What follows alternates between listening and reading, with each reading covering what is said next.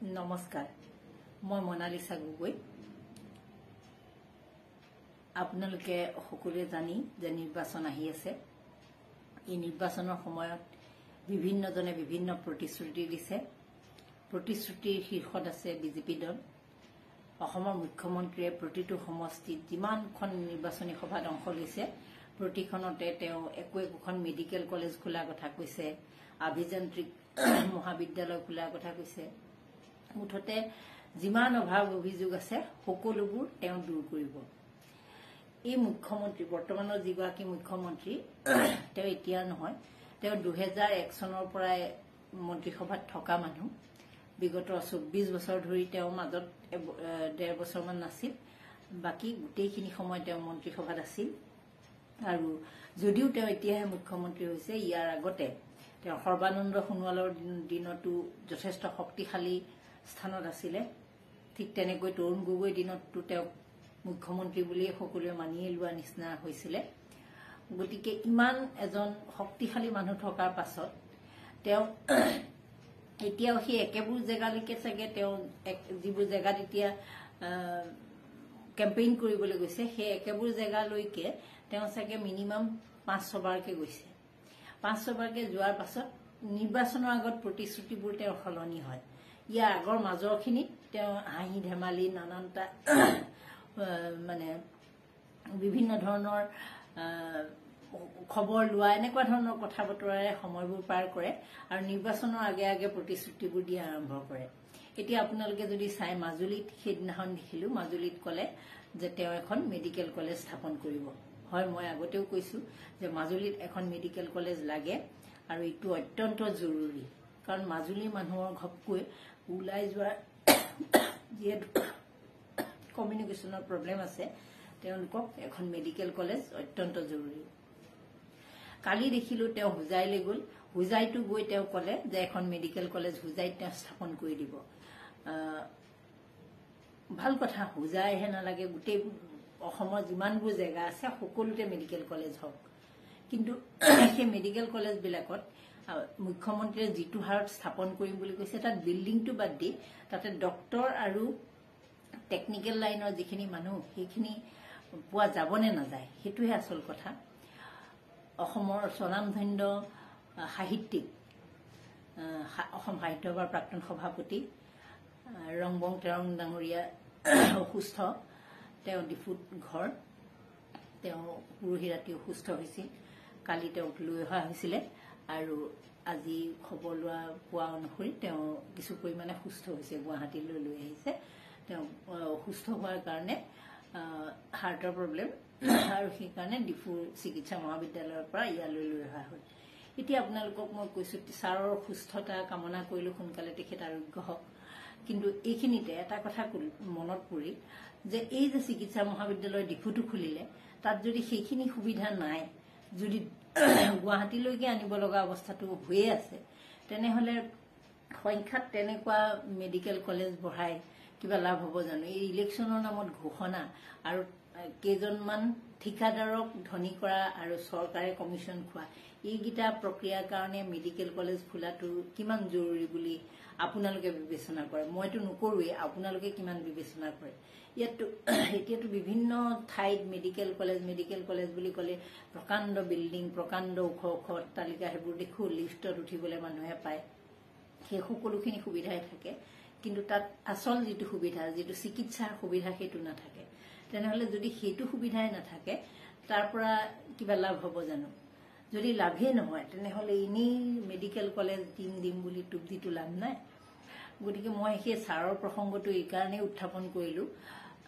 যে ছাৰক চিকিৎসাৰ ব্যৱস্থাটো ডিফুত এখন মেডিকেল কলেজ থকাৰ পিছত কিয় তাত কৰিব পৰা নগল কিয় তেখেতক লৈ আহিব লগা হল হয় ঘৰৰ মানুহে উন্নত চিকিৎসাৰ কাৰণে গুৱাহাটী প্ৰিফাৰ কৰিব কিন্তু ছাৰ বুলি নহয় বিভিন্ন ক্ষেত্ৰত মই দেখি আহিছো সদায় ৰেফাৰ কৰাটো চলি আহিছে মই আপোনালোকক এক্সাম্পলটো দিলো যে মুখ্যমন্ত্ৰী এইদিন সকলো ঠাইতে যেহেতু হেতু কৈ আহিছে গতিকে তাৰ আসলতে প্ৰাসংগিকতা কি ক্ষেত্ৰত আছে যদি চিকিৎসাই নাপায় চিকিৎসালয় মহাবিদ্যালয়খন কিয় লাগে তাৰমানে সেইখিনি পৰ্যায়ৰ ডক্টৰ বা সেইখিনি পৰ্যায়ৰ টেকনিচিয়ান এপইণ্টমেণ্ট দিব পৰা আমাৰ ব্যৱস্থা নাই বা সেইখিনি সিমান উপযুক্ত মানুহ আমাৰ নাই, যিটো কাৰণে এই সমস্যাটো হৈছে। বিল্ডিং এটাটো ধাৰ কৰি ঋণ লৈ, চৰকাৰে যিহেতু ঋণতে পুত গৈ আছে, ঋণ লৈ যিকোনো মানুহে বিল্ডিং এটা বনাব পাৰে। কাইলৈ পঢ়িলে বেলেগ এজন মুখ্যমন্ত্ৰীকো যদি ঋণ লৈ বিল্ডিং বনাবলৈ দিয়া হয় দিব পাৰিব, কিন্তু সেইটো প্ৰেক্টিকেলি কিমান কাৰ্যকৰী হয় সেইটো আচল কথা।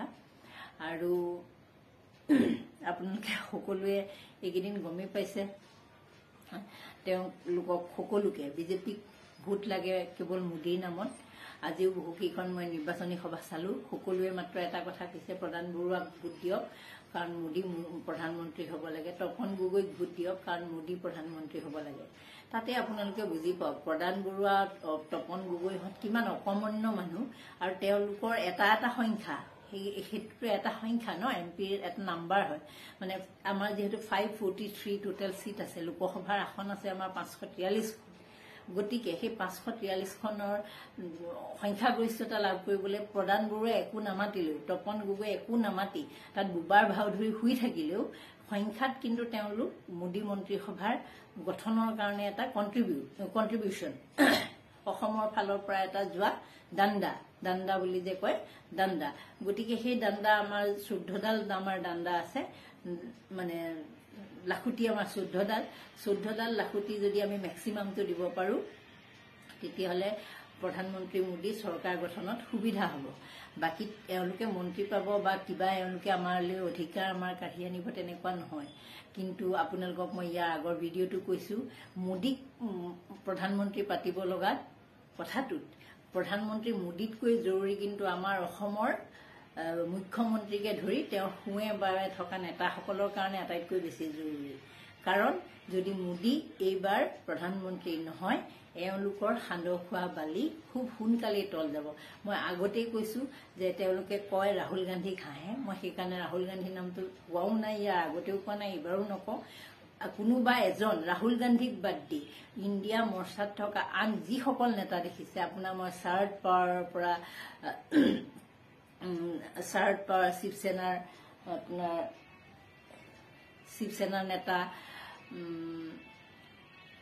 তাৰপিছত আপোনাৰ অখিলেশ যাদৱ, তেজস্বী যাদৱ, তৃণমূল কংগ্ৰেছৰ মমতা বেনাৰ্জী, অৰবিন্দ কেজৰিৱাল, এনেকুৱা ধৰণৰ ষ্টেলিন, এই ধৰণৰ মানুহবিলাক, বা আমাৰ হেমন্ত সোৰেন, এনেকুৱা ধৰণৰ যিবিলাক বিৰোধী নেতা লগ হৈ পেলাই যিটো ইণ্ডিয়া মিত্ৰজোঁট হৈছে, এই মিত্ৰজোঁটটো যদি মিত্ৰজোঁটৰ ৰাহুল গান্ধীক বাদ দি বাকী সকল নেতাৰ কোনোবা এজন যদি প্ৰধানমন্ত্ৰী হয়, তেওঁলোকক যিখিনি হাৰাশাস্তি কৰিছে, যেনেকৈ ইডি CBI লগাই বিগত দিনবিলাকত যিখিনি অৱস্থা কৰিছে, এওঁলোকৰ অৱস্থা কি হ'ব ভাবক যদি প্ৰধানমন্ত্ৰী মোদী নাহে। সেই ভয়তে এওঁলোকে মোদীৰ নাম লৈ ভোট বিচাৰি ঘূৰি ফুৰিছে। সেইকাৰণে তেওঁলোকে প্ৰধান বৰুৱাক বাদ দিয়ক, আপোনালোকক মোদীক লাগেনে, মোদীক জিকাওক, সেইকাৰণে আপুনি প্ৰধান বৰুৱাক ভোট দিয়ক, সেইকাৰণে আপুনি সুৰেশ বৰাক ভোট দিয়ক, সেইকাৰণে আপুনি ৰঞ্জিত দত্তক ভোট দিয়ক, সেইকাৰণে আপুনি তপন গগৈক ভোট দিয়ক, সৰ্বানন্দ সোণোৱালক ভোট দিয়ক। বাকী এওঁলোকে তাত শুই বহি হামিয়াই হিকটিয়াই 5টা বছৰ সম্পূৰ্ণ কৰি তেওঁলোকৰ মই কৈছোৱে খুলখালি তেওঁলোকৰ পত্নী, তেওঁলোকৰ ফেমিলি, এইবিলাকক বাহিৰত নি ফুৰা চকা কৰাই গোটেই দেশ বিদেশ ঘূৰাই আনিব। তাৰপিছত আপোনাৰ দিল্লীত দুটামান ফ্লেট ল'ব। এই ধৰণৰ কৰিবলৈ আপোনালোকে সুবিধাটো কৰি দিয়ক।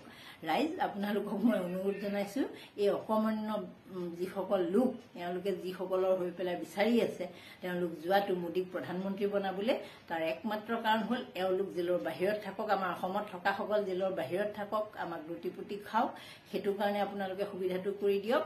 আৰু 2 নম্বৰ কথাটো হ'ল, যিকেইজন এই অকৰ্মণ্য মানুহক তালৈ পঠাব, তেওঁলোকৰ পত্নী, খুলখালি আৰু কোন কোন আছে, শাহুৱেক, শহুৰেক, তেওঁলোকৰ আৰু কোন কোন ঘৰৰ মানুহ আছে, সকলোকে দিল্লী, বোম্বেত বজাৰ কৰিবলৈ সুবিধাটো কৰি দিয়ক। আপোনালোকে লণ্ডন, আমেৰিকাত যাবলৈ সুবিধাটো কৰি দিয়ক, দিল্লীত কেইটামান ফ্লেট ল'বলৈ সুবিধাটো কৰি দিয়ক।